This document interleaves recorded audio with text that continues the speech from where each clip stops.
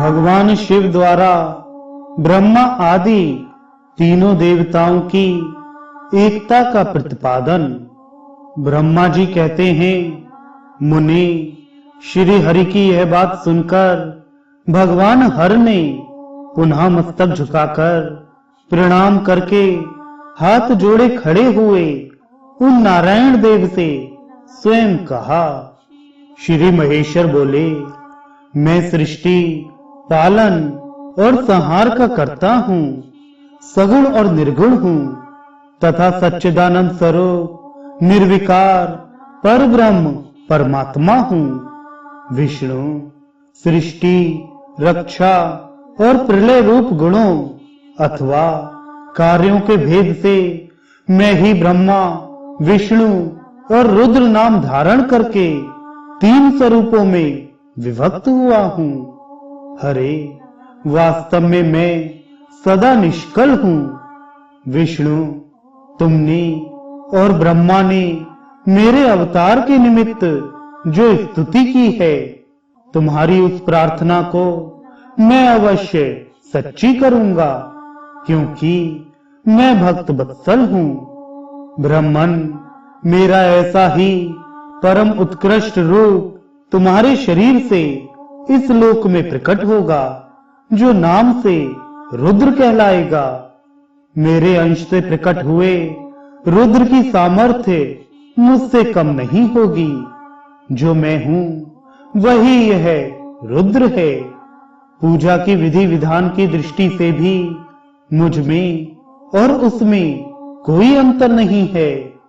जैसे ज्योति का जल आदि के साथ संपर्क होने पर भी उसमें स्पर्श दोष नहीं लगता, उसी प्रकार मुझ निर्गुण परमात्मा को भी किसी के संयोग से बंधन नहीं प्राप्त होता। यह मेरा शिव रूप है। जब रुद्र प्रकट होंगे तब वे भी शिव के ही तुल्य होंगे। महामुनि, उनमें और शिव में परायपन का भेद नहीं करना चाहिए। वास्तव में एक ही रूप सब जगत में व्यवहार निर्वाह के लिए दो रूपों में विभक्त हो गया है। अतः शिव और रुद्र में कभी भेद बुद्धि नहीं करनी चाहिए। वास्तव में सारा दृश्य मेरे विचार से शिव रूप है। मैं, तुम, ब्रह्मा तथा जो ये रुद्र प्रकट होंगे वे सब के सब एक रूप हैं। इनमें भेद नहीं है। भेद मानने पर अवश्य ही बंधन होगा। तथापि मेरा शिव रूप ही सनातन है। यही सदा सब रूपों का मूलभूत कहा गया है। यह सत्य, ज्ञान एवं अनंत ब्रह्म है। ऐसा जानकर सदा मन से मेरे यथार्थ स्वरूप का दर्शन करना चाहिए। ब्रह्मान, सुनो, मैं तुम्हें एक गोपनीय बात बता रहा हूँ। मैं स्वयं ब्रह्मा जी की भक्ति से प्रकट होऊंगा। गुणों में भी मेरा प्राकट्य कहा गया है। जैसा कि लोगों ने कहा है, हर तामस प्रकृति के हैं। वास्तव में उस रूप में अहंकार का वर्णन हुआ है। उस अहंकार को केवल तामस ही नहीं, सात्विक भी समझना चाहिए, क्योंकि सात्विक देवगण वैकारिक अहंकार की ही सृष्टि है। यह तामस और सात्विक आदि भेद केवल नाम मात्र का है, वस्तुता नहीं है। वास्तव में हर को तामस नहीं कहा जा सकता। ब्रह्मान, इस कारण से तुम्हें ऐसा करना चाहिए। तुम तो इस सृष्टि के निर्माता बनो और श्री हरि इसका पालन करी, तथा मेरे अंश से प्रकट होने वाले जो रुद्र हैं वे इसका प्रलय करने वाले होंगे। ये जो उमा नाम से विख्यात परमेश्वरी प्रकृति देवी हैं, इन्हीं की शक्ति भूता वाग देवी ब्रह्मा जी का सेवन करेंगी। फिर इन प्रकृति देवी से वहां जो दूसरी शक्ति प्रकट होगी वे लक्ष्मी रूप से भगवान विष्णु का आश्रय लेंगी।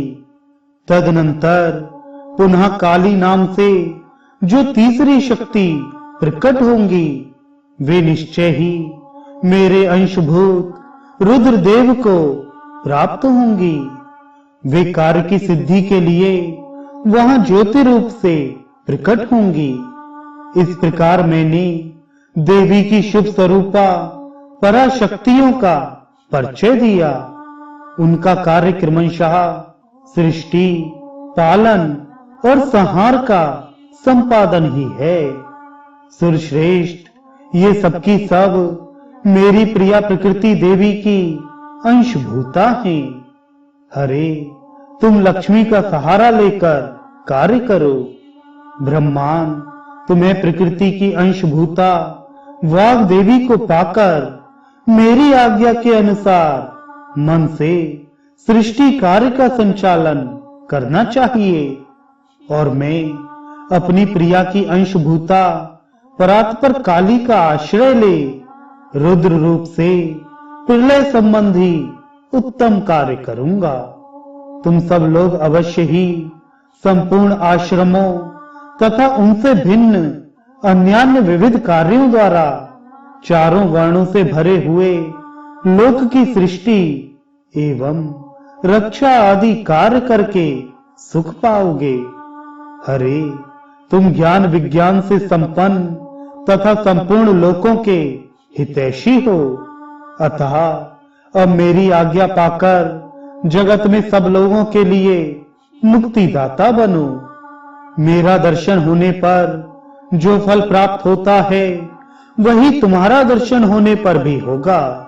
मेरी यह बात सत्य है, सत्य है, इसमें संशय के लिए स्थान नहीं है। मेरे हृदय में विष्णु है और विष्णु के हृदय में मैं हूं। जो इन दोनों में अंतर नहीं समझता वही मुझे विशेष प्रिय है। श्री हरि मेरे बाएं अंग से प्रकट हुए हैं, ब्रह्मा का दाहिने अंग से प्राकट्य हुआ है और महाप्रलयकारी विश्वात्मा रुद्र मेरे हृदय से प्रादुर्भूत होंगे। विष्णु, मैं ही सृष्टि, पालन और संहार करने वाले रज आदि त्रिविध गुणों द्वारा ब्रह्मा, विष्णु और रुद्र नाम से प्रसिद्ध हो तीनों रूपों में पृथक पृथक प्रकट होता हूं। साक्षात शिव गुणों से भिन्न हैं, वे प्रकृति और पुरुष से भी परे हैं। अद्वितीय, नित्य, अनंत, पूर्ण एवं निरंजन परब्रह्म परमात्मा हैं।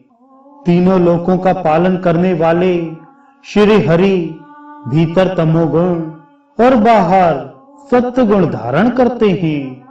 त्रिलोकी का संहार करने वाले रुद्रदेव भीतर सत्य गुण और बाहर तमोगुण धारण करते हैं तथा त्रिभुवन की सृष्टि करने वाले ब्रह्मा जी बाहर और भीतर से भी रजोगुणी ही हैं।